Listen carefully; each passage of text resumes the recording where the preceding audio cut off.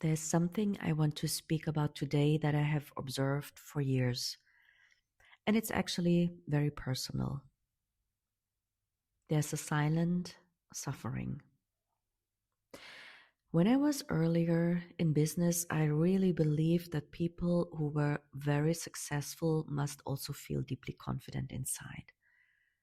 I thought if someone has built a lot, if someone makes a lot of money, if someone is highly visible, if someone is respected, then surely they must also feel solid in themselves. Surely they must feel certain, and surely they must feel deeply convicted and convinced. Surely they must feel at peace. That is what I thought. And then over time, I started seeing something else. I started meeting more successful women. I started being in more rooms. I started being behind the scenes.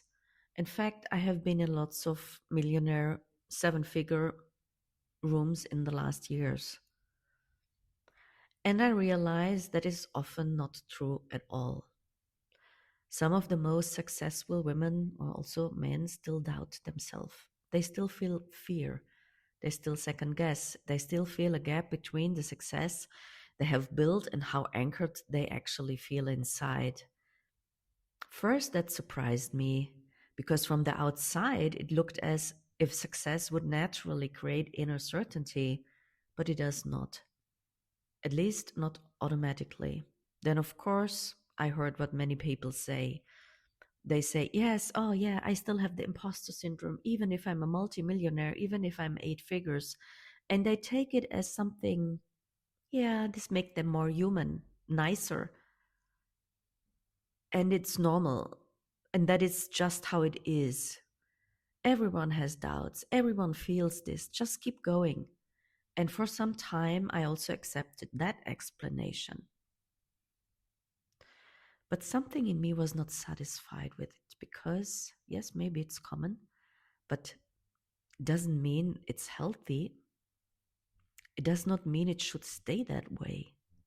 Because what I saw is this is a silent suffering, a hidden suffering, an accepted suffering. Sometimes it seems it needs to be some kind of necessary suffering, a suffering that many high achieving women carry privately while their life and business look successful from the outside. And this silent suffering costs a lot. And when you enter in those rooms, they start with, oh, I want to do this, have these numbers this month. I want to go there. I want to achieve this. But then as time goes by, it gets more personal. And then they open the door of the silent suffering, of the feeling almost. And then you see it costs peace, it costs happiness, it costs fulfillment, and it also costs a lot of money. Because when a woman does not fully feel solid inside, even if she's successful, it shows up everywhere. It shows up in how she speaks, in how she sells, in how she leads, in how clearly she positions herself, in how much she trusts her own message,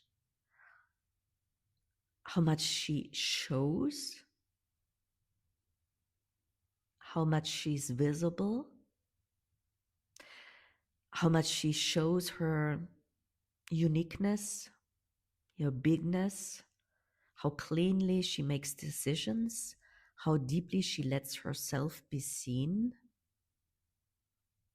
And because I saw this so clearly and I experimented that also, of course, within myself, and I was never satisfied with this, I started going deeper. Like I said, I also, because I suffered from this myself, even with success, even with results, even with proof.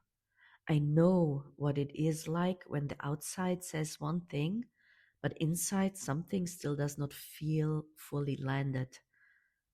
I know what it is like to sense there's still a gap.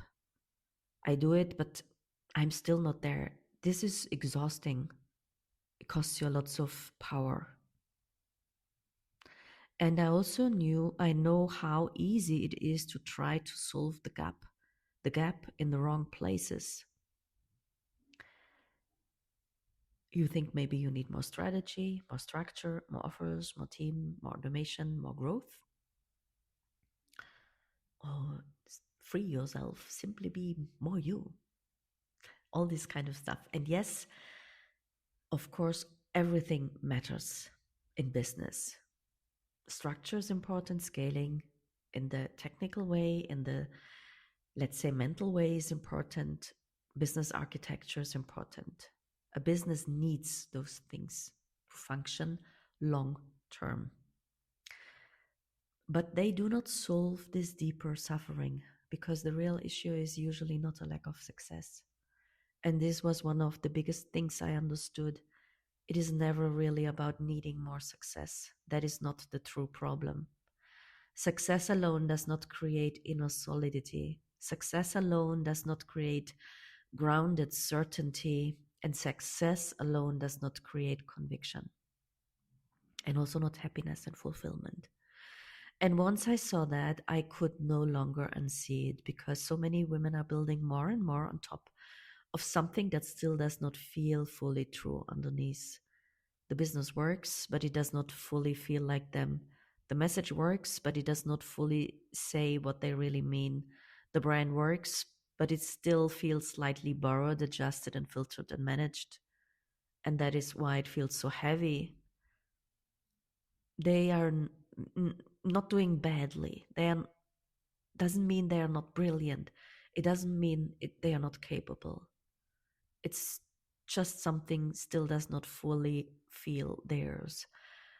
And there's another layer because some women get tired of all this external business pressure and go completely into the opposite direction, into the soft girl era. I will just receive. I will just manifest. I will just be magnetic. I will just trust. And I understand that too. I'm completely for this. But over time, I saw that this is also often not the full answer. Because underneath that, there can still be fear and there is pressure. They do the money because the pressure is so high.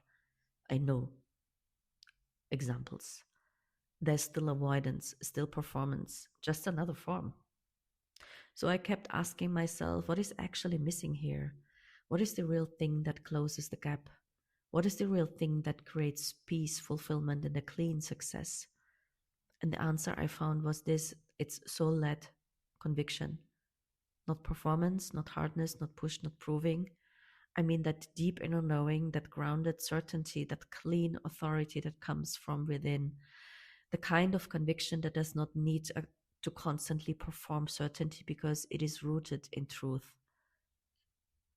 And when that is there, everything changes because your message change, your leadership change, your decisions change, your sales energy change, your brand change, your entire business starts to feel different.